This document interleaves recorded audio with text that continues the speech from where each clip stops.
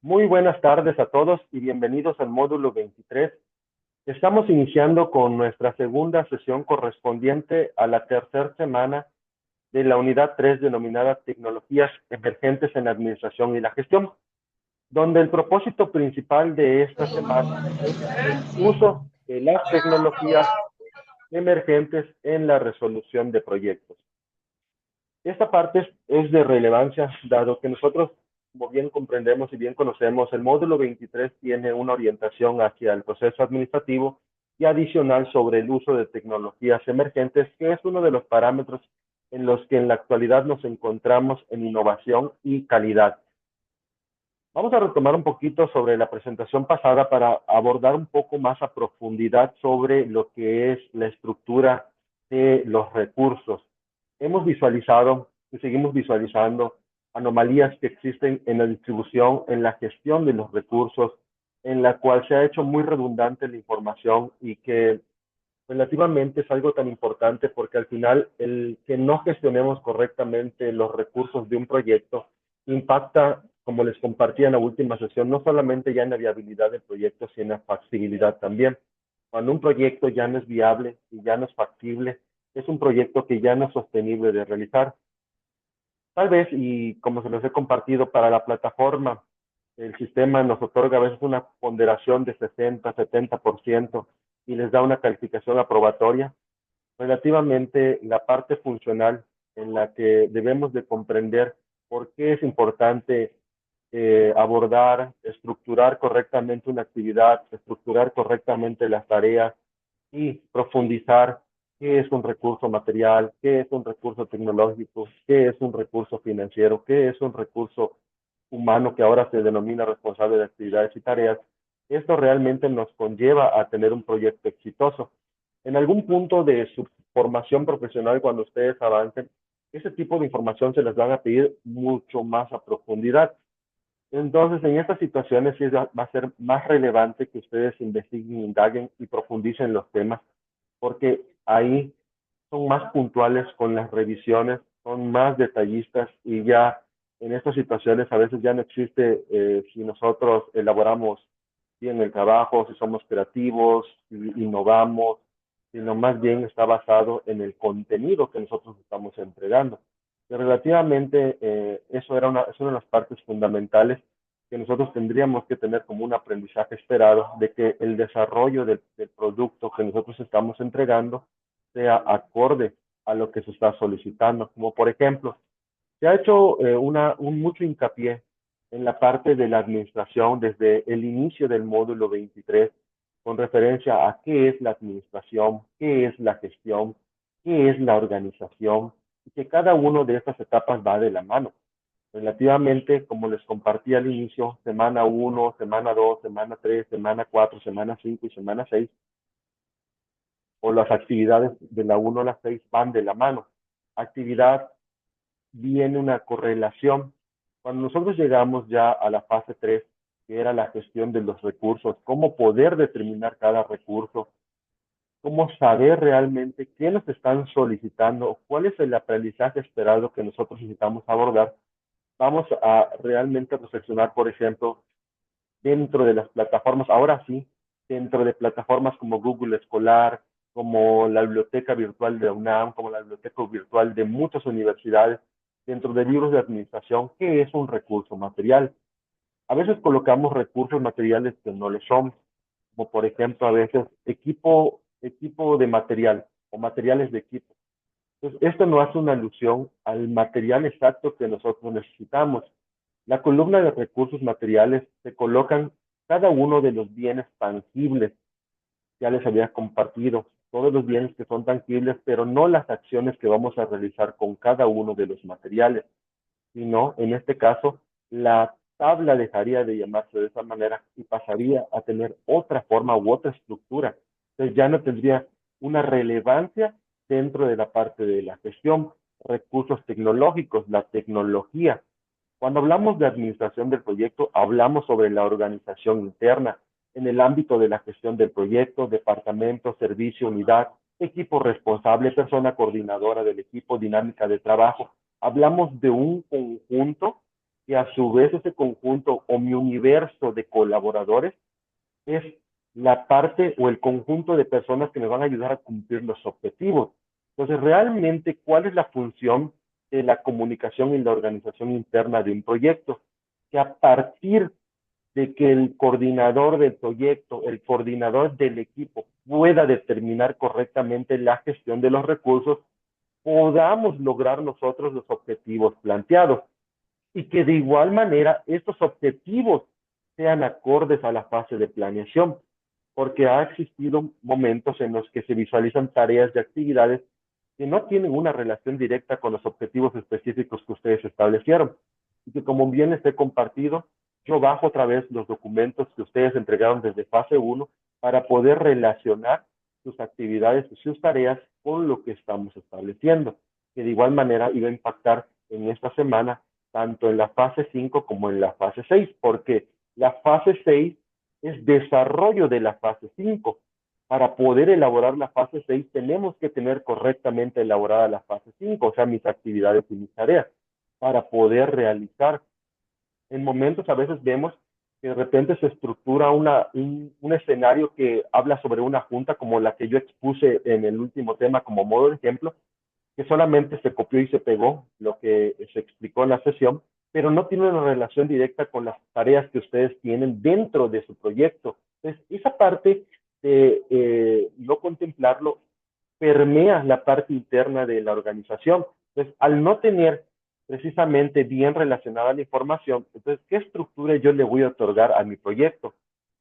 Coordinación externa, relación con otros agentes, indicando cuáles son, por qué y para qué con ellos, modo de coordinación, o sea, la forma o la metodología que yo voy a emplear, los pasos que yo voy a hacer para poder cumplir objetivos, metas, objetivos específicos, promoción y difusión, métodos para dar a conocer el proyecto. Nosotros estuvimos abordando diferentes temas a través de los foros de clase, foro de semana 1, micro y macroproyectos, tecnologías de administración y gestión, foro 2 de clase, tecnologías de comunicación y colaboración, vinculación con otras personas, foro de clase 3, tecnologías que nos sirven para la comunicación interna y cuál es su importancia que tiene la tecnología de comunicación interna con nuestra organización interna de nuestro proyecto. Hay una relación muy directa. Cuando nosotros hablamos de la comunicación interna de nuestro proyecto, estamos hablando de tener un equipo de trabajo acorde, un equipo de trabajo bien informado, un equipo de trabajo que a través de esa comunicación interna conozcan y vayan de la mano hacia los objetivos esperados para que sean cumplidos, mantengan una productividad y aparte de ello, con una buena comunicación interna a través de las tecnologías de comunicación, nosotros podemos resaltar a aquellos trabajadores que tienen un desempeño mucho mayor. ¿Cómo? ¿Cómo lo hacen muchas empresas cuando de repente un trabajador es demasiado productivo? Hay empresas como por ejemplo McDonald's que lo que hacen es poner a su trabajador en la parte frontal y dicen empleado del mes, pero porque hay una productividad mes con mes. Esto le da la pauta a tener una comunicación asertiva, porque no voy a señalar a los demás, pero sí resalto al que está cumpliendo o tiene un estándar mucho mayor a través de los estándares que yo mido de calidad, de cantidad, de financieros de mi empresa. Participación puede referirse a las personas destinatarias del proyecto o entidades del entorno en el que se va a llevar a cabo, o sea, ¿quién? La sociedad. Entonces, entramos a la parte importante de lo que estamos hablando esta semana otra vez, recursos. ¿Qué son los recursos? Es un conjunto de medios materiales, humanos, técnicos, que también se pueden incluir los recursos económicos necesarios para la realización de las actividades. Los recursos van en función de las actividades. Si yo dentro de una tabla de recursos se vuelve irrealista, yo le empiezo a colocar no aplica, no los necesito, no los requiero, dejo espacios en blanco, no contemplo la gestión correctamente, por ejemplo, dentro de los recursos materiales, coloco una computadora, un celular y en el recurso tecnológico se me olvida colocar el internet, desde ahí ya hay un parteaguas que no estamos gestionando correctamente los recursos. Y todo esto tiene un impacto directo en la sostenibilidad de nuestro proyecto que estamos elaborando. Recursos humanos. hay personal remunerado, que son las contratadas, número, competencias profesionales, funciones, horas de trabajo semanal, retribución bruta, total, salario, retenciones, según convenio de seguridad social y total del coste laboral. O sea, tenemos una infinidad. Esto es lo que realmente nosotros tendríamos que elaborar si realmente estuviéramos haciendo un estudio financiero. Como yo se los compartí, en la parte que establecemos de los responsables de actividades y tareas, es los perfiles que nosotros necesitamos en función de las tareas que estamos asignándoles. Yo tengo una actividad, tengo una tarea y tengo que ver quién es el especialista. ¿Por qué no colocar solamente al líder de proyecto? Porque sería sencillo que yo agarre y dentro de la columna de responsable de actividades y tareas yo solamente coloque el gestor del proyecto, gestor de proyecto, gestor de proyecto. Pero de acuerdo a las teorías que hemos estado abordando, la teoría de Adam Smith, la teoría de Charles Darwin, o sea, de muchos autores, la teoría de McGraw-Hill, tienen la opción y tienen la visión de que un trabajo, un proyecto, hablando de un universo de población, no se puede desarrollar con una sola persona. Un solo capital humano dentro de un proyecto, dos personas dentro de un proyecto que estamos abordando una sociedad, se vuelve algo irrealista. Entonces, desde ahí entonces nosotros empezamos a preguntar cómo yo podría solventar un proyecto social con tan solo tres perfiles. Es que solo lo estamos haciendo subjetivamente. No, es que realmente la palabra subjetiva se queda en el limbo, se queda en la palabra de decir, ¿por qué es subjetivo? Porque estamos cursando un módulo, pero nosotros tenemos que encontrar y tenemos que conocer por qué la importancia de tener perfiles, cómo determinar un perfil, qué es un perfil de puesto. Y esas son las acciones que nosotros tenemos que realmente adentrarnos. Por ejemplo, recursos materiales y técnicos. Nos referimos a instalaciones, maquinaria, vehículos, materiales fungibles. Se debe señalar cómo será su vinculación al proyecto. Esto es en la parte del estudio financiero. Dentro de nuestra columna que nosotros trabajamos, solamente colocamos el material. No vamos a colocar si va a ser por una sesión, si va a ser por un alquiler, si va a ser por una reparación. Pero lo que estamos viendo en pantalla sería la estructura idónea que a través de nosotros poder así hacer un balance general, hacer un estado de resultados, ahí sí nos permite a nosotros decir, ah, bueno, es que me van a donar. Entonces yo ya quito el material de mis activos fijos y lo coloco como una donación. Entonces ya no tiene nada que ver dentro de mi inversión inicial. Pero lo que nosotros estamos abordando precisamente es un presupuesto. Estamos haciendo un presupuesto inicial, dije. Un buen presupuesto debe identificar todos los gastos y los ingresos, incorporarlos y buscar una relación equilibrada entre ellos. No pasarse o quedarse cortos, porque si yo agarro y digo que la sumatoria total de mi fase inicial, desarrollo y consecución tiene una suma total de 20,000, 30,000 pesos, y yo tengo que mi proyecto es un proyecto estatal y que dentro de mi estado hay más de 500,000 de personas, ¿cómo? Desde la situación en que nosotros estamos viendo el presupuesto inicial, ¿cómo yo solventaría el costo del pago del recurso humano? ¿Cómo yo pagaría el recurso material? ¿Cómo pagaría yo el recurso tecnológico? Debe de ser lo más fiel posible, ya que su mala realización o previsión puede hacer que fallen los recursos económicos y peligre la actividad en sí. Y era lo que nosotros veíamos.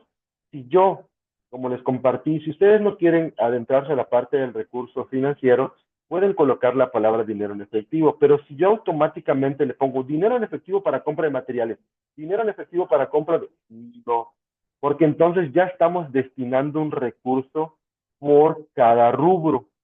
Cuando yo empiezo a destinar un recurso por cada rubro, ya empiezo a meter la parte financiera, o sea que yo ya debo de determinar el presupuesto correctamente de lo que yo estoy estableciendo.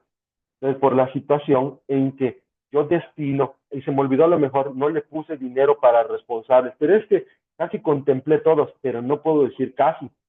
Una empresa no va a decir nunca casi, es que se me olvidó, porque eso nos puede sonar a la quiebra. Cuando nosotros gestionamos incorrectamente, vamos para la parte de un escenario catastrófico.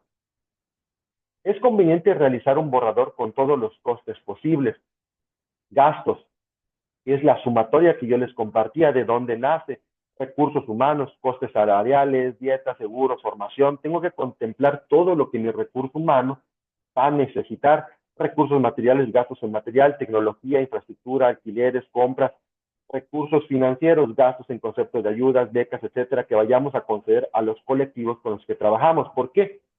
Porque también va a haber personal, como ustedes añadieron dentro de su columna, que son voluntarios, pero un voluntario, a pesar de serlo, va a tener que tener un monto económico, una retribución monetaria por la ayuda que nos está ofreciendo. No igual a la de un perfil, no igual a la de un profesionista, pero sí algo que colectivamente nosotros también tenemos que retribuir.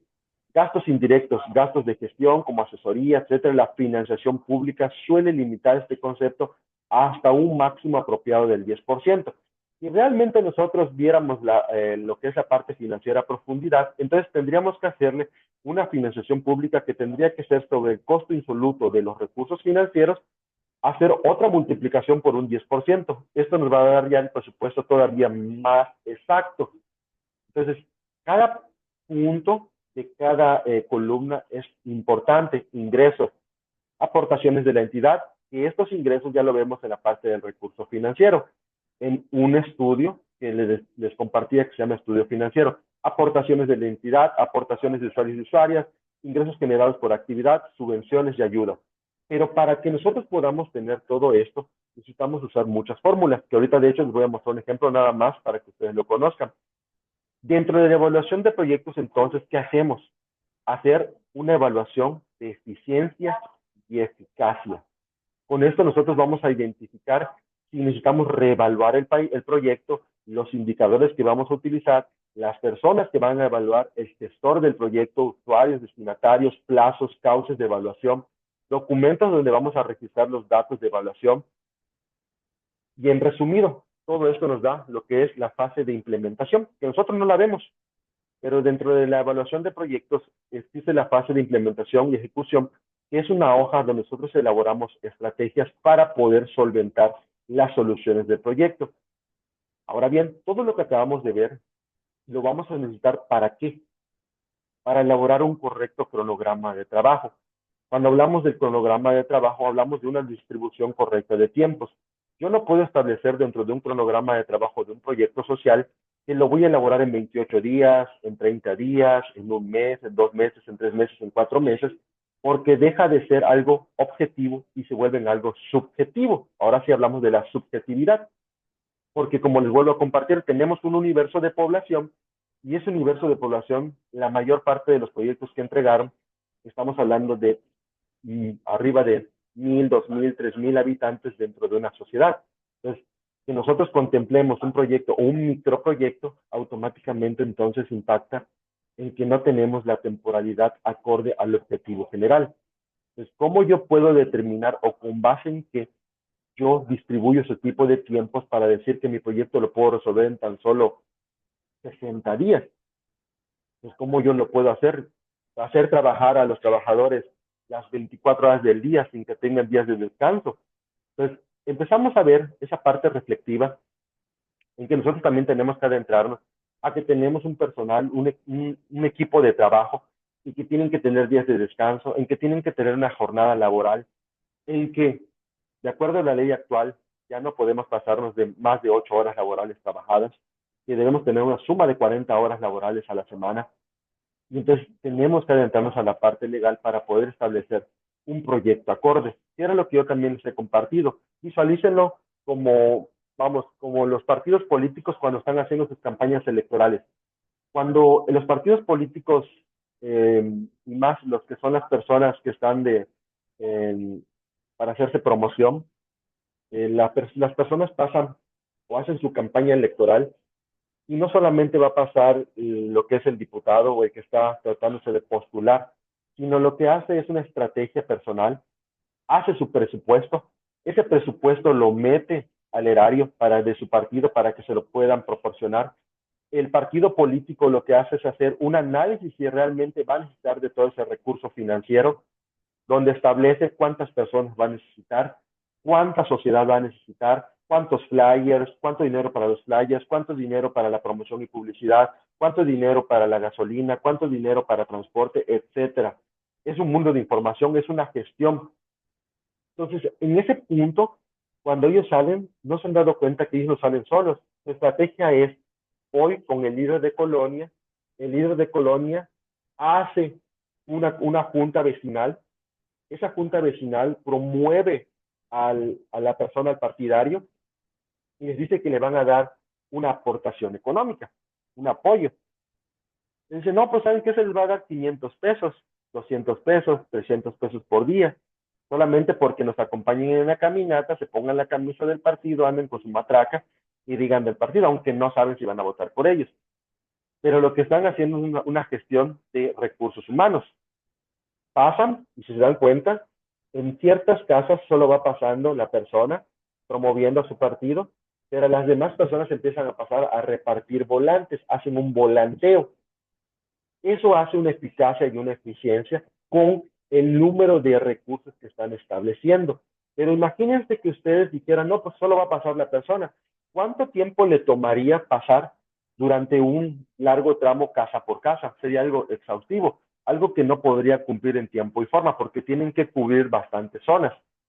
Al cubrir bastantes zonas, pues necesitamos también de esos recursos. Entonces, gestionarlos va a permitir el logro de los objetivos de una manera exitosa. Otro punto importante va a ser la comunicación. Veíamos este tema y lo hemos estado viendo durante los foros, ¿qué es la comunicación? Podemos ver una pequeña imagen en la pantalla donde vemos a dos personitas con un hilo y en medio del hilo hay una bola como de estambre revuelta. Esa bola de estambre en la comunicación se le determina ruido. La persona que está de un lado se le llama emisor y del otro lado se le llama receptor. El emisor emite un mensaje a través de una codificación. La codificación es el texto o cómo lo vaya a enviar. La línea roja nos va a representar el canal de comunicación. ¿Cuáles son los canales de comunicación? Pues tenemos infinidad. Tenemos por medios escritos, por medios electrónicos, por medios digitales. Tenemos un mundo. Lo que es la parte de la bola o el ruido pueden ser todos los factores externos que afecten a la comunicación para que llegue de manera correcta al receptor. Ejemplo, si yo agarro y mando un WhatsApp de un emisor a un receptor, mi canal de comunicación es mi teléfono y mi internet va a ser la parte donde va a ir el canal de comunicación. Mando el mensaje, pero resulta que no llega por completo porque está fallando el internet y solo le aparece una palomita. A ese factor se le determina ruido porque el mensaje no ha llegado de manera correcta. Cuando le llega al receptor, a lo mejor no llega completo. El receptor tiene que decodificar el mensaje para poder comprender qué le mandó el emisor. Cuando hacemos esta decodificación y el receptor lo hace, empieza algo que se llama feedback. El feedback es la respuesta que va a hacer ahora el receptor y que ahora el receptor se convierte en emisor para poder mandar el mensaje. Y eso es la forma de comunicación que nosotros realizamos a través de diferentes medios. Entonces, la comunicación es el proceso por medio del cual se transmite información de un ente a otro. Es el intercambio de sentimientos, opiniones o cualquier otro tipo de información mediante el habla, escritura u otras señales. ¿Cuál es la importancia que tiene la comunicación? La comunicación organizacional promueve la interacción, favorece la gestión de los negocios a través de la generación de estrategias y canales de comunicación efectivos, lo que a su vez propicia una mayor calidad, productividad, integración del colectivo y mejores resultados. ¿Y cuál va a ser los beneficios que tiene nuestra comunicación organizacional, o sea, nuestra comunicación interna? Primeramente va a contribuir al establecimiento de rutas de acción, o sea, a caminos alternos que nos van a ayudar a llevar a nuestro objetivo. Agiliza los flujos de información, favorece el cumplimiento de propósitos comunes, ayuda a la formación de la identidad de la empresa, colabora con el posicionamiento de la marca y aporta cercanía con los clientes. Por muy buena que sea una idea, no servirá a menos que se transmita y pueda ser comprendida por otras personas. Esta frase nos dice Stephen Robbins. Dentro de en la tercera parte de la administración, dentro de muchos autores nos dice algo muy particular. De acuerdo a la forma de petición, es la forma de recepción. Quiere decir que si nosotros utilizamos una buena comunicación asertiva con nuestros colaboradores, automáticamente esa comunicación asertiva va a ser recíproca. O sea, que vamos a tener también una parte en la que el trabajador se va a utilizar la empatía para decir, es que también tengo áreas de oportunidad en que trabajar. Esto entra dentro de la comunicación interna. ¿Qué es la comunicación interna? La comunicación interna es la comunicación dirigida al cliente interno. ¿Y quién es nuestro cliente interno? Es nuestra plantilla laboral, es decir, el trabajador. Nace como respuesta a las nuevas necesidades de las compañías de motivar a su equipo humano y retener a los mejores en un entorno empresarial donde el cambio es cada vez más rápido. Por eso, dentro de nuestro foro de clase de la tercera semana, veíamos que decía, a partir de los escenarios, del análisis de escenarios, establecer las tecnologías de comunicación interna para la resolución de problemas. A veces hablamos específicamente de la resolución de problemas, pero ¿qué problemas puedo tener? La comunicación. Veíamos desde la última sesión diferentes tipos de comunicación que existen. La comunicación pasiva, la comunicación pasivo-agresiva, la comunicación agresiva, la comunicación asertiva. Muy pocas empresas hoy por día utilizan la comunicación asertiva. Pero ¿por qué muy pocas utilizan la comunicación asertiva dentro de la comunicación interna? ¿Cuál es la mayor comunicación que las empresas usan actualmente dentro de sus organizaciones? La comunicación pasivo-agresiva. ¿Y cuál es la razón de que utilicen ese tipo de comunicación? Debido a que dejaron de haber líderes y ahora existen puros jefes. Cuando una empresa contrata, ya no se da cuenta si la persona es un líder o es un jefe. Un líder nace, se hace, un jefe lo hacen. ¿Y cuál va a ser la diferencia? Que el jefe no tiene empatía. El jefe solo va a dar órdenes.